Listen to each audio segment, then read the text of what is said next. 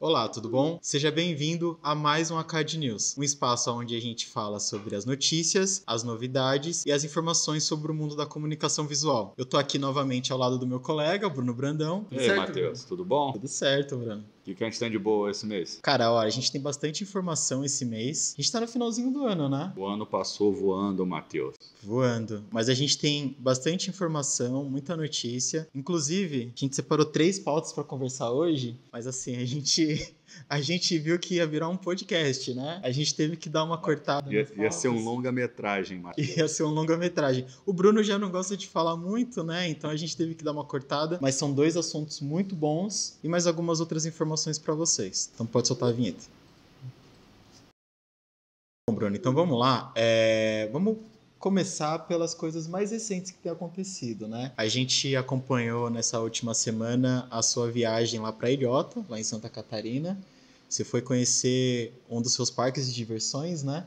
Que é o nosso depósito de equipamentos. Eu queria saber de você como é que foi esse período de ter ido lá, de ter visto os equipamentos. Tem muita coisa que está lá preparada para ser enviada para os nossos clientes, né? Como é que foi? Então, Matheus, o motivo principal da gente ter ido para lá, a gente não vai todo dia porque afinal são mais de 700 quilômetros. É uma viagem relativamente cansativa, que a gente vai de carro, às vezes vai num dia, volta no outro, e trabalha muito quando está lá. Nosso centro logístico é um centro profissional, então ele é muito grande, tem empilhadeiras profissionais, etc. Então a gente não precisa ficar indo lá todo dia. Mas a gente foi dessa vez, na semana passada, com um motivo bem específico, porque tinha chegado 3 containers, mas 2 eram containers ordinários de máquinas de impressoras, etc., que não precisa da nossa atenção, mas um container veio receber das novas laser industriais de fibra ótica. Tá? Só que um modelo especial, um modelo chamado de chassi pesado. Foi o primeiro container que a gente recebeu desse fornecedor, que a gente fez uma negociação assim, muito especial, muito fora do comum. Nós conseguimos trazer a laser industrial de 1,5 m por 3 metros de comprimento, com os ressonadores laser de 1.500 e 3.000 watts, que são capazes de cortar acima de 16 milímetros de aço carbono, com o mesmo preço das máquinas de chassi econômico, chamado chassi leve. Ou seja, a diferença principal do chassi econômico leve para o chassi pesado, para as máquinas industriais de fibra de corte, é que são feitos com estrutura de metalão soldado e a outro, que é o chassi pesado, ele é todo feito em chapa de 12, 14 milímetros soldada estruturada. Então a máquina fica infinitamente mais rígida, mais pesada, consequentemente, e com isso confere uma precisão muito maior. Porque qual é o desafio do chassi leve, o chamado econômico, para o chassi pesado de alta rigidez? Que a máquina de fibra ela pode ir de 1.500 watts até 60.000 watts, para você ter ideia. Pode cortar, de 60.000 watts pode cortar 2 polegadas de aço carbono, para você ter ideia. Ou seja, máquinas muito pesadas. Mas quando você corta chapas finas nessa máquina, a máquina consegue andar muito rápido. Estamos falando com velocidade de 30.000, entendeu? São velocidades extremamente altas. Então, na chapa fina, quando você coloca mais velocidade, o corte ele sai ainda com uma qualidade melhor, com menos rebarba. Então, é interessante você sempre cortar a chapa fina rápido na máquina laser de fibra. Só que quando você bota altas velocidades, o chassi pode começar a chacoalhar, ou pode começar a vibrar. Então, quanto maior a rigidez e a massa do chassi, menos ela chacoalha e ela vibra. É um diferencial enorme das máquinas chamadas econômicas, que basicamente 99% que o mercado vende, mas a CAD novamente, Matheus, vai ser a pioneira no mercado, trazendo as lasers de corte industrial de fibra com chassi super rígido, pesado, com o mesmo preço do chassi econômico. Então, incrível. Quando a gente foi lá, como é a primeira vez que a gente recebe desse fornecedor, a gente foi lá retirar as máquinas do container, desempilhar, fazer a separação do chilha, do ressonador, de todas as peças, fazer toda a conferência física, porque de lá vai direto para o cliente final. Não vai passar pela CAD São Paulo para a gente fazer essa conferência. Então, como são equipamentos pesados, grandes e com valor agregado relativamente alto, é importante essa conferência. Esse foi o principal motivo da viagem. Lógico que no meio da viagem a gente se diverte um pouco, né? A gente dá aquela zoada nos outros, nos meninos lá, os barrigudinhos que tem que fazer força, sabe como é que é, né? A gente tem que dar uma brincada, né? Graças a Deus eu não sei como é que é, porque, né, eu não preciso fazer esse tanto de força, mas é muito interessante mesmo essa parte. Você tá precisando. Não, tá tranquilo, não, tá tranquilo. Eu acho engraçado porque teve um cliente que ele respondeu um dos vídeos que a gente postou ansioso pela máquina. Então, você aí que talvez esteja assistindo a gente, seu equipamento tá chegando, cara. Uma das máquinas já foi despachada para o cliente e, tendo disponibilidade, eu vou tentar fazer aquele vídeo da instalação que a gente costuma fazer para o pessoal ir conhecer, além de conhecendo o nosso trabalho e conhecendo as máquinas da ACAD, que normalmente são muito superiores à da concorrência. Por isso que a gente faz tanto questão de exibir na internet nossos equipamentos, não é só para vender, porque a gente tem orgulho deles mesmo, Matheus. Bacana, muito legal. Bom, Bruno, então a gente vai para a primeira notícia aqui, que fala sobre a... Esse daqui eu quero que seja objetivo, tá? Lá vem ele. Por que às vezes existe diferença de cores na impressão? Cara, esse é um assunto que eu já sofri bastante e aprendi bastante aqui na CAD nesse meu longo período, né? Mexendo com as impressoras, lidando com os técnicos, com os arquivos de impressão, mas vamos lá. Um problema muitas vezes relatado no meio das impressões digitais é a diferença de cores entre a imagem original e a imagem de saída. Esse problema pode causar muita dor de cabeça, já que o resultado da impressão sai em tons mais fracos ou mais fortes, quando precisa ser fiel às cores desejadas. Aí vem as perguntas da aula que a gente vai receber agora, né? Por quais motivos isso pode acontecer e como evitar esse problema e ter uma fidelidade de cores maior na impressão final. Tempo. Matheus, como é que eu vou ser objetivo com uma pergunta dessa, Matheus? Não dá. Pô, aí você complicou a minha vida. Não dá. Tenha o tempo que você precisa para poder explicar um tema tão complexo como esse, Bruno. Eu vou tentar ser o mais objetivo possível, Matheus. Só que isso envolve muita teoria que desemboca na prática. Muita gente tem aquela noção de a prática resolve tudo. Se você não tiver o mínimo da teoria embasada dentro de você, você não consegue nunca entender o porquê que as coisas acontecem. Tá? No caso, vamos tentar focar no nosso dia a dia de impressão digital. Tá? Não, o assunto fica muito extenso. Em primeiro lugar, as pessoas têm que entender que cor é o ponto mais complexo de se ajustar e de se compreender numa impressão. Tá? Sem os instrumentos adequados, você jamais vai conseguir chegar no seu objetivo. Então, eu vou tentar explicar o passo inicial. Quando você olha no monitor uma imagem, Matheus, você está vendo uma imagem onde a luz é emitida. Uma televisão, um monitor, ela emite uma luz. Por exemplo, você tem uns LEDzinhos lá dentro do monitor ou dentro da televisão, aquele LED ele acende e emite luz para o seu olho. E normalmente o padrão utilizado é o padrão RGB do monitor, da televisão, ou seja, você tem 3 LEDs que emitem o azul, o vermelho e o verde, Red, Green and Blue, RGB. Ok? Quando você acende esses 3 LEDs, ele gera o branco. Guarde essa informação. Quando você apaga esse LED, você gera o preto. Então, no RGB, o branco é a emissão de todas as cores juntas e o preto é a ausência da emissão dessa luz. Ok? Tá? Quando você vai imprimir na sua impressora, você não usa luz emitida. Você usa, o que acontece é a luz refletida. Então você imprime com tinta, a luz do ambiente vai bater na sua impressão, ok? E vai refletir para o seu olho. Então isso já muda completamente a coisa. Tá? Então quando a luz é refletida, ela já depende de alguns pontos. Primeiro, a luz do ambiente. Se você tem uma luz amarela jogando numa impressão, se o fundo for branco do material, ele não vai ficar branco, ele vai ficar amarelo. Se for verde, vai ficar verde. Então, isso a luz que está no ambiente vai influenciar o que você vai enxergar. Tá?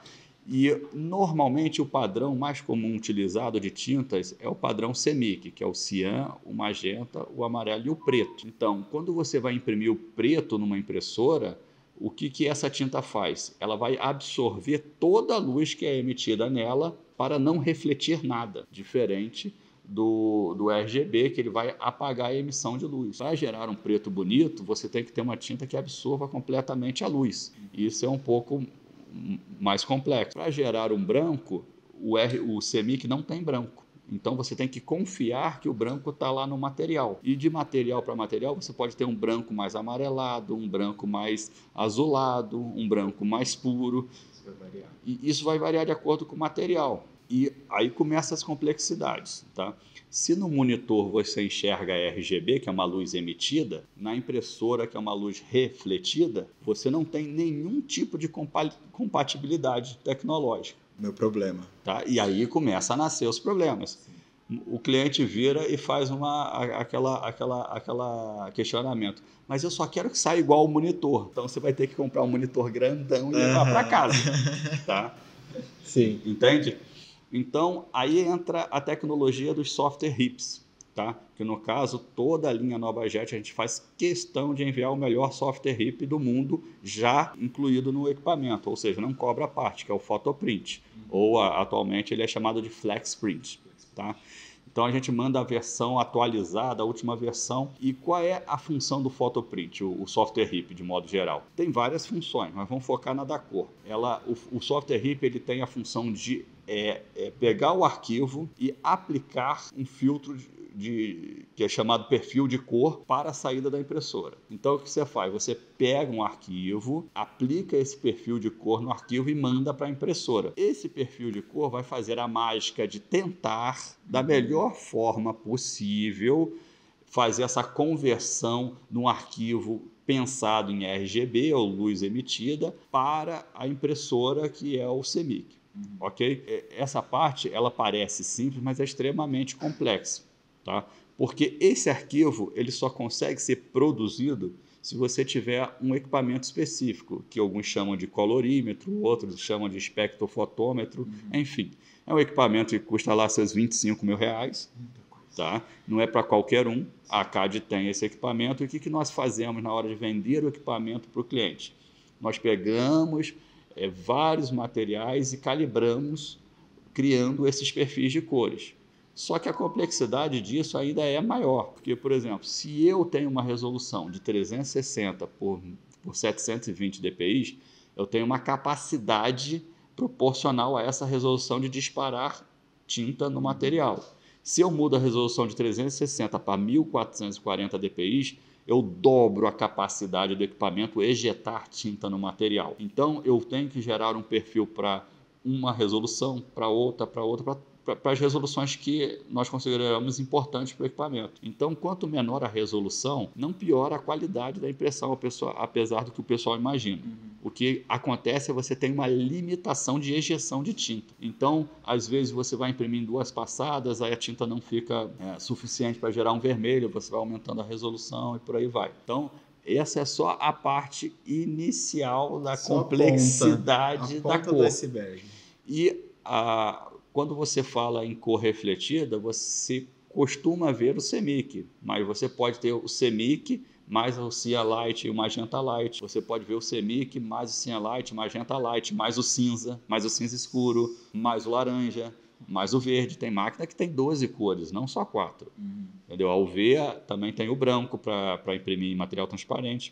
Você vai aumentando a complexidade, que fica cada vez mais difícil fazer essa correlação de um RGB do monitor com a saída da impressora. Aí muitas pessoas me perguntam, é vantajoso você, por exemplo, ter uma máquina com Cyan Light e Magenta Light? Eu, particularmente, acho que não. Mas qual é a principal função de você ter o Cyan Light e o Magenta Light? É que quanto mais cores você tem disponível na máquina, você tem 2 benefícios. O primeiro benefício é que sua gama de cor reproduzível aumenta. Ou seja, eu tenho mais cores possíveis de serem reproduzidas. E o outro ponto é, quando você tem um azul claro, se você tem o cian convencional, você é obrigado a espaçar um ponto, deixar um ponto mais espaçado em relação ao outro ponto para você conseguir gerar um azul claro, porque a tinta não muda de cor. Então, se a tinta é escura, o único jeito de você clarear ela é espaçando os pontos. Quando você tem o cian normal mais o cian light, na cor do cian claro, você usa,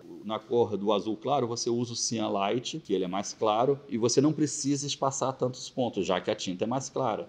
Com isso, quando você olhar de perto a impressão, você vai ter aquela sensação menor do granulado. Vai parecer que a resolução é melhor, mas não é a resolução que é melhor. Você conseguiu deixar um ponto mais próximo do outro, dando uma sensação superior de qualidade. Mas quando você tem máquinas com cabeça Epson, que o ponto já é muito pequeno, é completamente desnecessário, porque a diferença de percepção para 99% das pessoas é quase zero. Eu consigo ver a diferença, mas uma pessoa comum dificilmente vai conseguir ver. Com o olho não treinado, entendeu, né? Matheus? E aí vem aquela pergunta. E o Pantone? E a cor Pantone?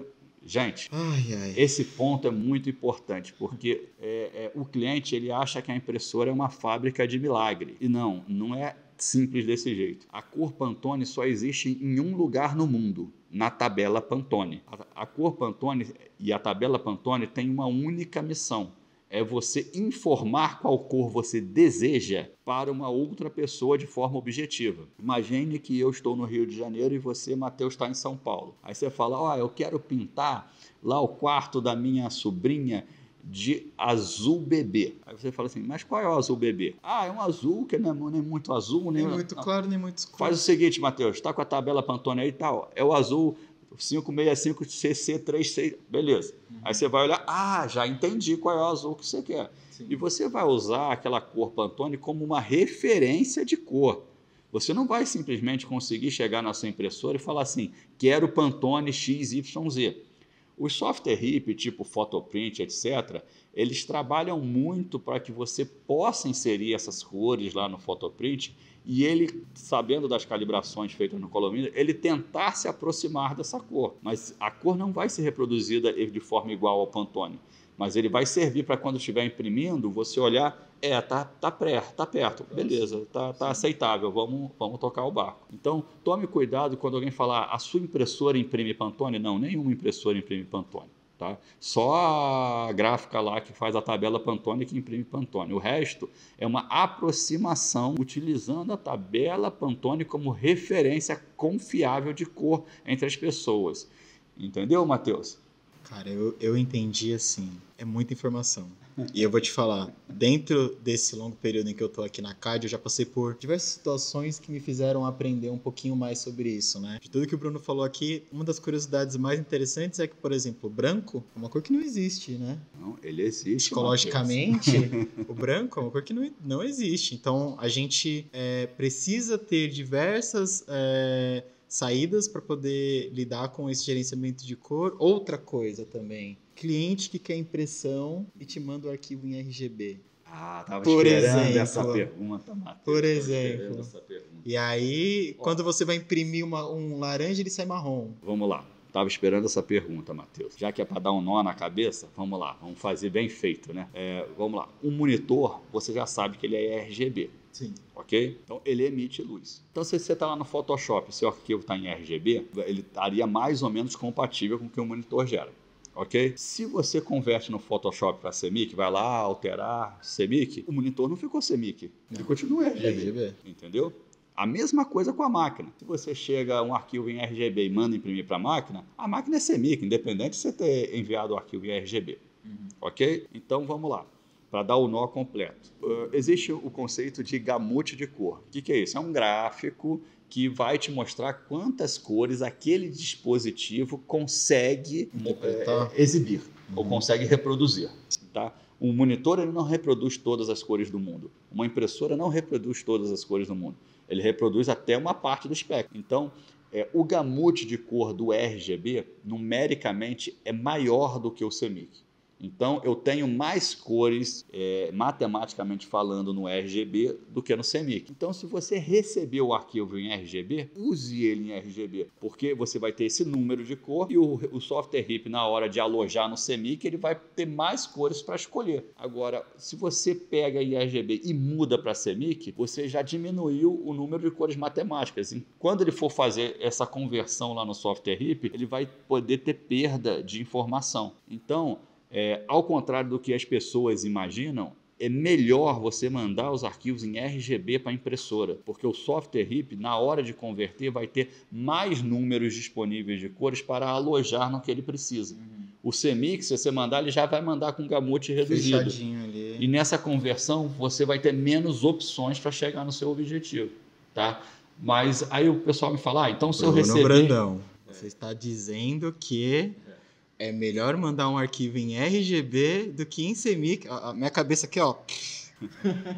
É matemática, Matheus. Se eu tenho uma matriz com mais cores disponíveis, quando eu precisar reduzir, você vai olhar, tem todas as opções, qual é que melhor se enquadra aqui? Se você já mandou reduzido, você fica travado nessa conversão. Você entende isso? Entendi. Tá? Quem está falando isso não sou eu, não. É o especialista da SAI, do Photoprint. Quem dera eu tivesse esse conhecimento todo. Tá? A gente vai aprendendo à medida que vai apanhando. Então, se você recebeu o arquivo em RGB, use em RGB. Agora, se você já recebeu em CMYK, não adianta tentar converter lá no Photoshop para RGB, porque não vai haver ganho mais de cor. Quando você desce uma resolução, você não sobe para cima.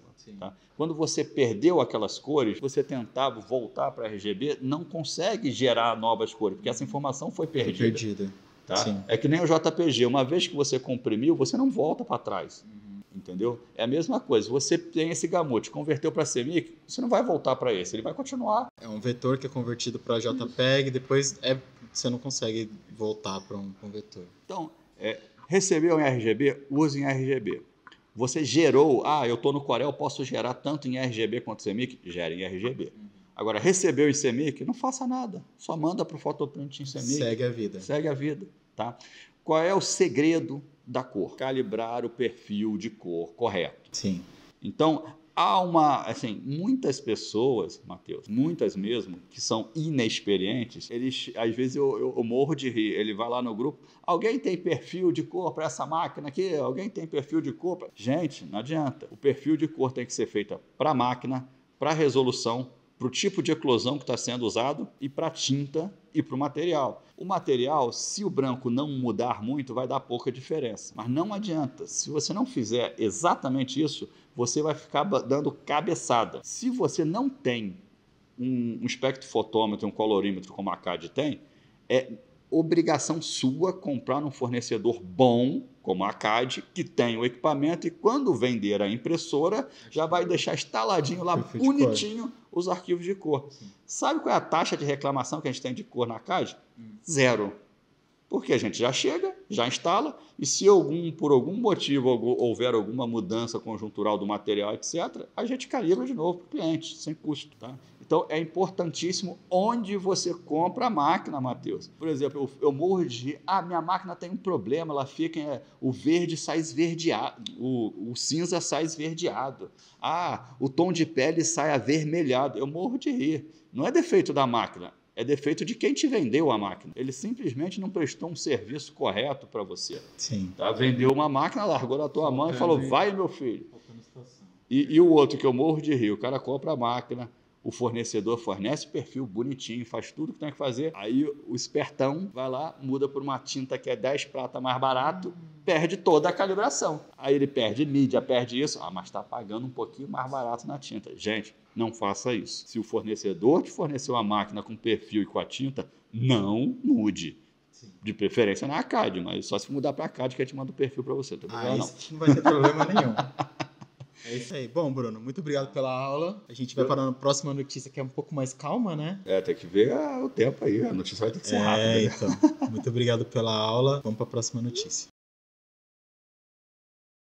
Bom, agora eu tenho muito orgulho de apresentar, né, para vocês um material que a gente lançou recentemente e espero que vocês estejam gostando, que é o Divã com Bruno Brandão, né? Uma ideia que a gente teve de um material para contar um pouco mais sobre a história da CAD, sobre alguns objetivos que a gente tem alcançado e também sobre algumas conquistas que ao lado desta pessoa, né, a gente conseguiu bater. E assim, a gente já soltou o primeiro episódio do Divã com Bruno Brandão. E Bruno, eu quero saber um pouquinho mais de você, o que você tem achado desse tipo de conteúdo que a gente tem feito e também se você puder falar um pouquinho, né, dos próximos episódios do que a gente pode esperar. Então, Matheus, eu achei de tudo que a gente já fez aqui de conteúdo, o conteúdo mais extraordinário de todos. Quando a gente está na internet, etc., a gente tem que, ao mesmo tempo que passa informação, a gente tem que ser um pouco de entretenimento. Então, a gente é mais